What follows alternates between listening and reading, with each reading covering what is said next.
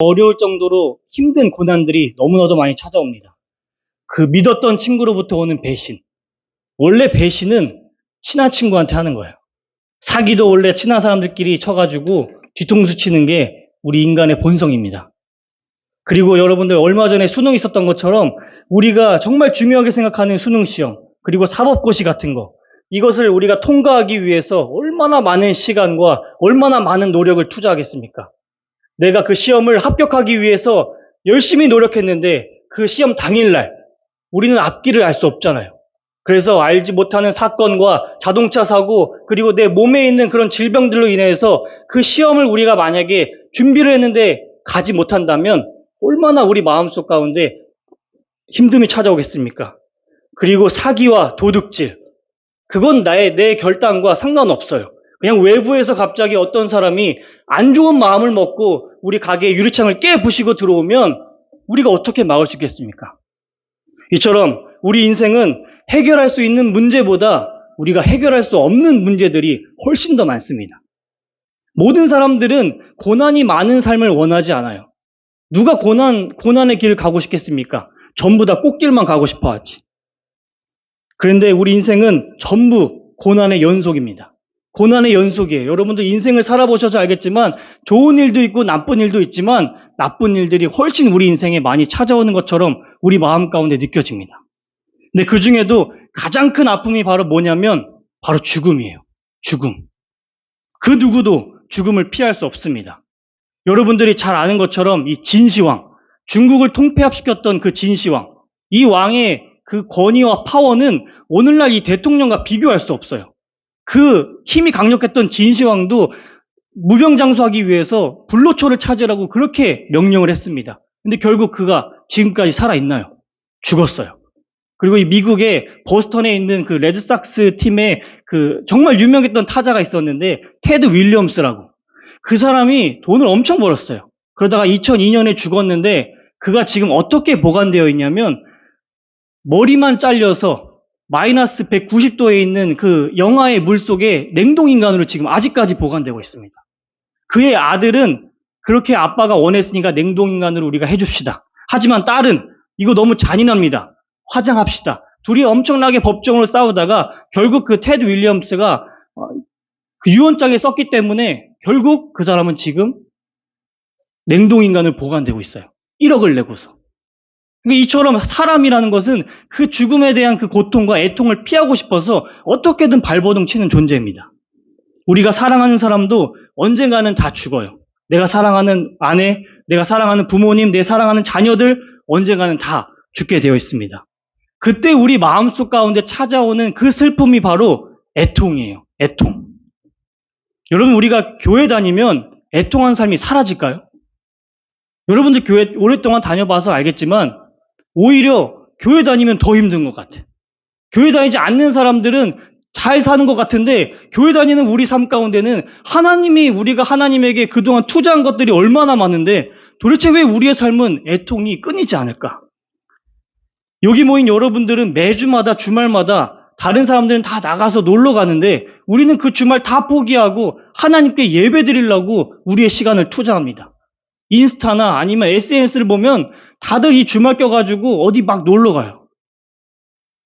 일본 같은 경우도 크루즈 여행, 목요일부터 항상 시작해서 주일을 겹쳐서 월요일날 끝나요. 우리는 주일 예배 때문에 갈 수도 없어요. 그렇다고 해서 우리의 삶이 더 윤택합니까? 우리는 헌금을 하기 위해서 돈도 포기해요. 내가 그 헌금을 조금 아끼면, 특히나 그 아까운 11조, 그 11조 조금만 더 아끼고 내가 헌금을 아끼면 그걸 가지고 내가 더 맛있는 거 사 먹고 내가 하고 싶은 거 하고 얼마나 좋겠습니까? 그리고 우리가 이 부흥회를 통하여서 그리고 매주마다 선포되어지는 그 주일 예배를 통하여서 은혜를 받았으면 하나님께서 그 은혜를 지켜주셔야 되잖아요. 근데 그 은혜를 받고 이제 그 예수만 있으면 내가 인생 다 살 수 있을 것 같다 하고 집에 갔는데 교회 다니지 않는 아내와 교회 다니지 않는 남편이 왜 지금 들어오냐고, 밥을 해놓고 가야지 왜 지금 오냐고 하면서 그 은혜를 하나님이 보존해주지 않고 전부 다 날아가 버려요. 도대체 하나님에게 우리가 돈과 시간과 우리의 마음을 다 투자하고 다 헌신하는데 왜 우리 삶 가운데 애통함이 끊이지 않냐고요. 이렇게 우리 신앙생활은 열심히 하는데 삶이 풀리지 않을 때가 너무나도 많습니다. 이때 주변 사람들이 그런 사람들을 가리켜 하는 말이 있죠. 하나님 말씀을 안 지켜서 그래. 저 권사님, 저 집사님, 저 장로님, 내가 볼 때 신앙생활 정말 열심히 하는 것 같은데 우리가 알지 못하는 뭔가 은밀한 죄가 있나 보다.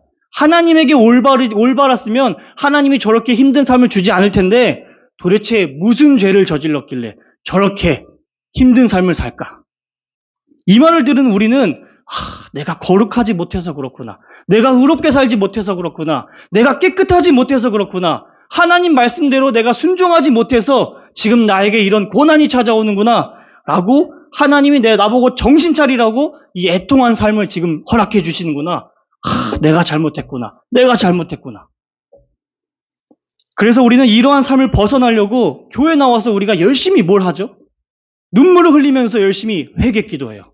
열심히. 주님, 내가 주님 말씀 지키지 않은 거 용서해 주시옵소서. 하나님 말씀대로 살지 못한 이 더러운 죄 주님 용서해 주시옵소서 하면서 눈물을 펑펑 쏟으면서 회개 기도를 해요. 이게 올바른 그리스도인의 모습 아닌가요?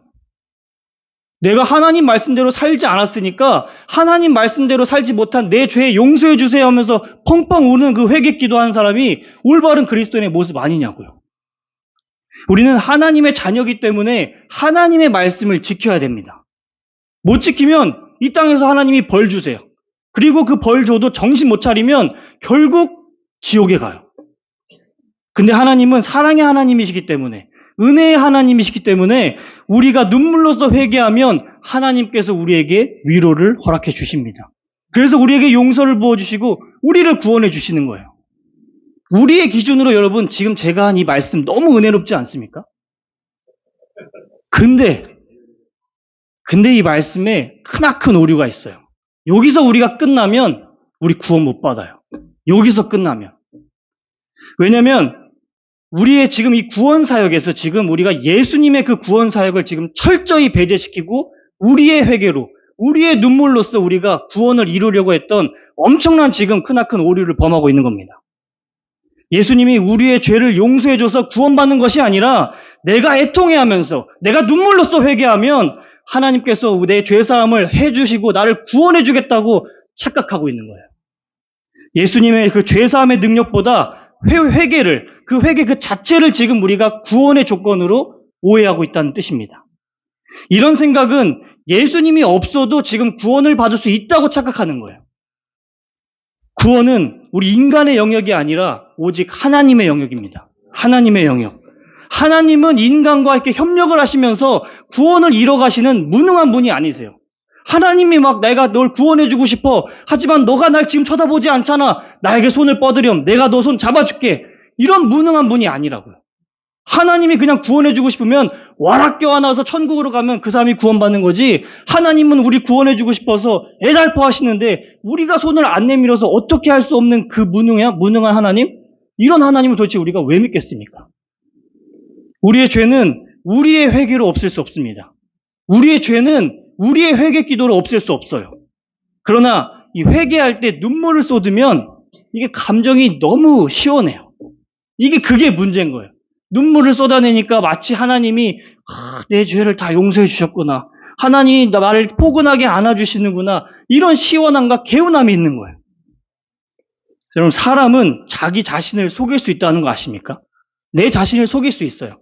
그래서 우리는 가짜 웃음과 가짜 눈물을 구분할 수가 없어요.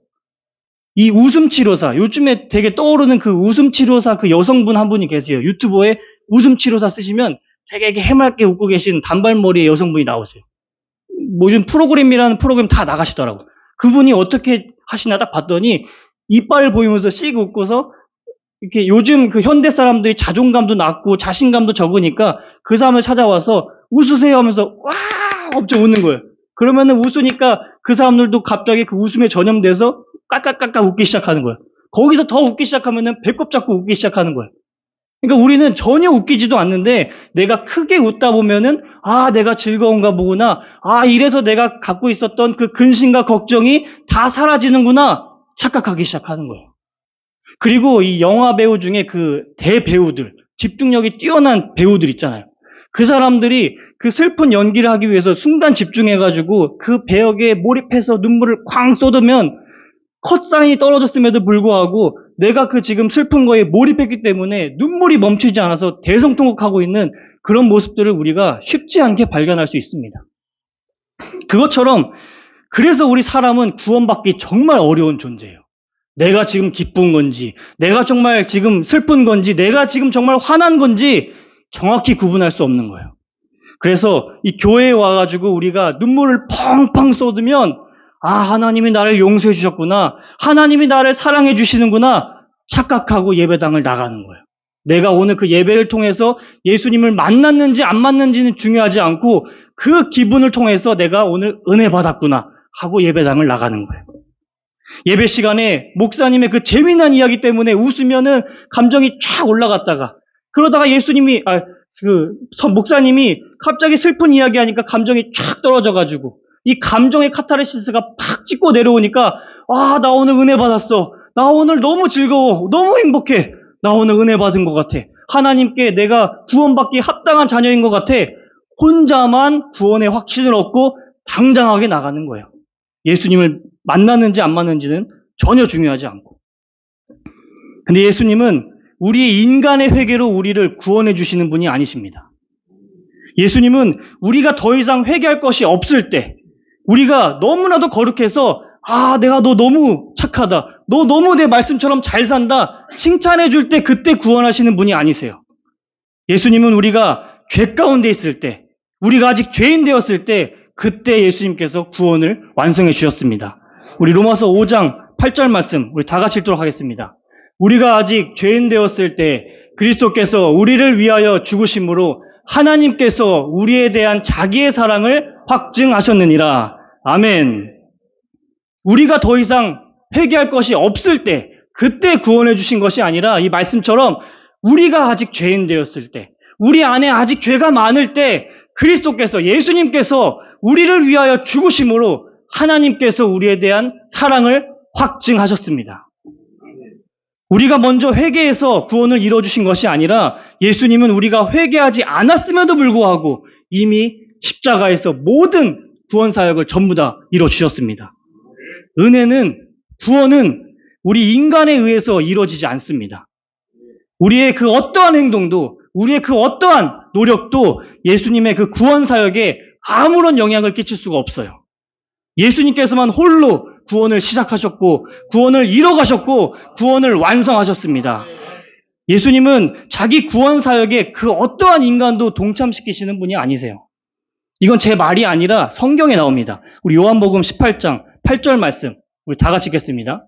예수께서 대답하시되 내가 그니라 하였으니 나를 찾거든 이 사람들이 가는 것은 용납하라 하시니. 아멘. 이 말씀은 우리가 잘 아는 것처럼 예수님께서 십자가에 못 박히시기 전에 가룟 유다가 대제사장에게 예수님을 팔려고 지금 이렇게 일렀어요. 예수님이 저기 있습니다. 예수님 내가 팔겠습니다 하면서 은 30냥을 받고 예수님을 팔았던 사건입니다. 그랬더니 대제사장과 그의 무리들이 지금 예수님을 잡기 위해서 예수님 앞에 쫙 진을 치고 있어요. 그때 예수님의 제자들이 예수님을 지키겠다고 전부 다 칼을 들고 지금 예수님을 보호하고 있는 상황이에요. 스승의 입장에서 이게 얼마나 뿌듯하겠습니까? 이 아무것도 글도 모르는 이 무식한 어부 같은 놈들을 내가 잘 키웠구나. 이 자식들 의리는 있구나. 그걸 보여주기 위해서 베드로가 말고의 귀를 잘랐어요. 여러분, 베드로가 검사였습니까? 어부였습니까? 어부였어요. 어부가 그동안 칼을 도대체 회 뜰 때만 쓰지 뭘 써봤겠어요. 그러니까 말고의 귀를 잘랐다는 게 말고를 겁주기 위해서 귀를 싹 자른 게 아니라 죽이려고 내려쳤던 거예요. 말고가 지금 이 대제사장과 그의 무리들이 예수님을 잡으려고 하니까 이 자식들이 하고 죽이려고 탁 칼을 내려쳤는데 말고가 살기 위해서 피하다가 귀가 잘려나간 거지 무슨 검투사도 아니고 거기 귀만 탁 자르겠어요. 그러니까 예수님 입장에서 얼마나 지금 이 제자들이 뿌듯하겠어요. 이런 상황에 임에도 불구하고 예수님께서는 제자들을 전부 다 보내기 위해서 너희가 지금 나를 찾으려고 오지 않았느냐. 너희가 찾는 그가 바로 나다. 그러니까 이 12명 제자들 전부 다 보내줘라. 말씀하시는 거예요. 왜냐하면 베드로가 지금 십자가에서 죽으면 우리의 죄가 다 용서함 받습니까? 12명의 제자가 예수님과 함께 쫙 죽으면 더 많은 사람들의 죄가 빨리 용서되냐고요. 예수님 말고는 우리의 죄를 용서할 수 있는 사람은 아무도 없습니다. 그 구원 사역을 정확히 하셨던 예수님은 이 사랑하는 제자가 굳이 나를 지키기 위해서 니들이 죽을 필요가 없다는 거예요. 왜냐하면 예수님은 지금 죽으시는 게 자기의 죄 때문에 죽으시는 것이 아니라 자기가 사랑하는 신부의 죄를 용서해 주기 위해서 십자가에 가시는 길이지, 이 사람들이 죽어봤자 그 아무런 도움이 되지 않은 걸 예수님께서는 정확히 하셨습니다. 구원은 오직 예수님의 사역이십니다. 구원은 오직 예수님만 감당할 수 있는 사역이십니다. 오늘 본문 말씀은 하나님의 말씀을 우리가 제대로 지키지 않아서 그 애통한 마음을 가지고 우리가 회개로, 눈물로 회개를 열심히 하면 구원해 주신다? 이런 하찮은 말씀이 아니에요. 내가 지켜야 되는 말씀이 아니고 내가 구원을 이뤄가야 되는 말씀이 아닙니다. 하나님께서 싫어하시는 애통은 하나님의 말씀대로 내가 살지 못했다고, 나는 의롭지 못하다고 하는 애통, 하나님 정말 싫어하세요. 근데 진정한 애통은, 예수님께서 원하시는 애통은 죄인된 자기 존재를 애통해야 하는 것을 예수님께서 너무나도 사랑하십니다. 내가 하나님께로부터 하나님 말씀을 살지 못했습니다. 주님, 나는 더 의로워지지 못해요. 주님, 난 거룩해지지 못해요. 이렇게 눈물로써 회개하는 걸 좋아하시는 것이 아니라, 주님, 오늘도 내가 주님 말씀 지키지 못했습니다. 난 여전히 죄인입니다. 난 주님의 도움이 필요합니다. 주님의 능력 없으면 난 구원받을 수 없는 타락한 죄인입니다. 이 고백을 예수님께서는 너무나도 사랑하시고 너무나도 간절히 원하시는 애통이라는 거예요. 모든 인간은 태어났을 때부터 죄인으로 태어납니다. 모든 인간은. 하나님께서 제일 처음으로 창조했던 그 아담이 무슨 과일을 배워가지고 하나님에 대해서 알았을까요? 하나님과 교제하면서 하나님 이건 뭐예요? 하나님 저건 뭐예요? 하나님 저건 어떻게 할까요? 물어봐서 하나님을 알았을까요? 학교를 다녀서 하나님을 알았을까요? 하나님께서 지혜를 부어주시고 계시를 넣어주시니까 아담은 그냥 눈을 뜨자마자, 아, 이 세상은 하나님에 의해서 창조되었구나. 저분이 하나님이시구나. 이 세상은 이렇게 돌아가는구나. 단번에 알게 되었어요. 단번에. 그렇게 하나님의 영을 받았던 아담조차도 하나님이 너는 선악과를 먹지 마라 라고 이야기했는데 그걸 정확히 알고 있음에도 불구하고 결국 자기가 선과 악을 판단하고 싶어서 하나님의 말씀을 거부하고 선악과를 따먹었습니다. 그렇게 하나님이 첫 번째로 창조해서 예수님의 영을 가득 부어줬던 아담조차도 하나님을 배반했는데, 어떻게 우리가 스스로 하나님을 배반하지 않고 하나님께 칭찬받기 합당한 위치까지 올라갈 수 있다고 자부할 수 있겠어요? 아담이 우리의 대표잖아요. 우리 인간의 대표가 실패했으면 모든 인간들은 전부 다 실패한다는 겁니다. 얼마 전에 우리 대한민국 축구가 가나랑 축구했어요. 지금 우리나라 축구 너무 못해요. 공격수에는 손흥민, 미드필더에는 이강인, 수비수에는 김민재, 그 외에도 지금 해외에서 이름만 대면 전부 다 알 수 있는 어마어마한 선수들로 지금 가득 차 있는데 너무 축구를 못해요. 그 황희찬 선수, 그 가나와 할 때 현란한 개인기로 착착 해가지고 페널티킥까지 맞췄는데 그 넣었습니까? 못 넣었어요. 엄청나게 살살 쳐가지고 못 넣었어요. 그때 우리 그 축구 바라보는 우리의 심정 어때요? 내가 차도 저거보다 잘 차겠다. 내가 차도 저기 구석에 차야지 저걸 왜 저기다 차는 거야? 여러분, 이게 얼마나 교만한 말인지 아세요? 그 사람들은 국가대표예요. 그 사람과 정말 우리가 저기 있는 운동장 가서 1대1로 축구하면 우리 한 1분이면 오버하이트 나옵니다. 너무 힘들어. 그 사람 체력이 넘쳐나는데 우린 축구 못하니까. 그런데도 우리는 방구석에 있으면서 내가 차도 저거보다 잘 차겠다. 그냥 말이 툭툭 나오는 거예요. 우리 이런 것처럼 우리는 자꾸만 내가 열심히 노력하면 나는 아니겠지? 내가 열심히 신앙생활하면 나는 의로워질 수 있겠지? 성경에 분명히 아담의 타락이 나와 있음에도 불구하고 아담은 타락했지만 나는 지금 이 성경 말씀을 잘 지키면 나는 구원에 이를 수 있겠지? 나는 아니겠지. 이게 너무나도 무서운 말이에요. 우리 로마서 3장 10절 말씀 우리 다 같이 읽도록 하겠습니다. 기록된 바 의인은 없나니 하나도 없으며. 예수님께서는 이 성경에 분명히 기록하셨어요. 기록된 바 의인은 없나니 그냥 없다는 것이 아니라 하나도 없으며. 하나도. 그 누구도 예외가 될 수 없다는 거예요. 모든 인간은 전부 다 죄인입니다. 근데 이런 우리가 어떻게 스스로 구원을 이뤄갈 수 있겠습니까? 하나님 앞에서 우리가 죄인이라는 것을 고백하는 것을 절대로 두려워해서는 안 돼요. 혹시 내가 죄인이라고 고백하면 하나님께서 평상시에 내가 기도할 때는 하나님이 저기 등을 돌리고 있는 것 같은데, 주님, 내가 죄인입니다 하는 순간 주님의 그 불꽃과 같은 눈동자가 쫙 해서 너 죄인이라고? 내가 너 죽여버리겠다. 이런 두려움, 이런 거 가질 필요가 없어요. 우리가 하나님에 대해서 알지 못하면 내가 죄인이라고 고백하면 하나님이 날 죽이시면 어떡하지? 하나님이 날 버리시면 어떡하지? 이런 고민에 빠지게 됩니다. 그러나 하나님께서는 죄는 미워하세요. 하지만 죄인은 불쌍히 여기십니다. 이게 너무 중요한 말이에요. 하나님께서는 죄는 미워하세요. 하나님 성품상 하나님은 선하신 분이기 때문에 죄를 사랑할 수가 없습니다. 죄를 끔찍하게 싫어하시고 죄를 죽기까지 싫어하세요. 하지만 그 죄인은 주님께서 불쌍히 여기십니다. 우리는 내 죄인됨을 애통해도 괜찮은 이유가 뭐냐면 예수님께서 죄인들을 위해서 애통해 하셨기 때문이에요. 예수님은 죄인을 위해서 애통한 자의 모습으로 이 땅에 내려오셨습니다. 스스로 우리가 해결할 수 없는 그 무거운 짐을 주님께서 해결해 주시려고 그 사랑하는 신부를 향해서 예수님은 그 수치스러운 인간의 옷을 입고 이 땅에 내려오셨습니다. 그리고 그 애통함에 그 꽃이 핀 현장이 바로 십자가에서 못 박히시면서 자신의 물과 피를 전부 다 쏟으실 때 그 애통함이 극적으로 달한 거예요. 예수님께서 십자가에 죽으실 때 우리의 그 모든 죄악을 전부 다 감당해 주셨습니다. 그리고 그와 동시에 하나님의 그 진노와 그 하나님의 그 무서운 저주가 전부 다 예수님에게 임하기 시작했어요. 예수님은 우리처럼 인간의 몸으로 이 땅에 내려오셨기 때문에 육적인 고통 당연히 아프죠.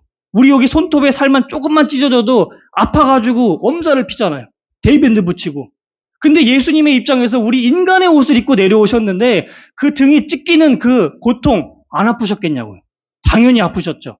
하지만 그렇게 아프셔서 아픈 그 고통을 나타내기 위해서 신음소리는 내시긴 했지만 그 어떠한 말도 하지 않으셨어요. 굳건하게 전부 다 참아내셨습니다. 그렇지만 하나님께서 예수님께서 입을 열어서 통곡하셨을 때가 있는데 그때가 바로 십자가에서 돌아가실 때 하나님의 그 모든 진노가 다 예수님에게 쏟아내릴 때 엘리 엘리 라마 사막다니 나의 하나님 어찌하여 나를 버리셨나이까. 육적인 고통은 전부 다 참으셨어요. 그렇지만 그 죄악 가운데 하나님의 그 저주가 쏟아질 때 나의 하나님 어찌하여 나를 버리셨나이까.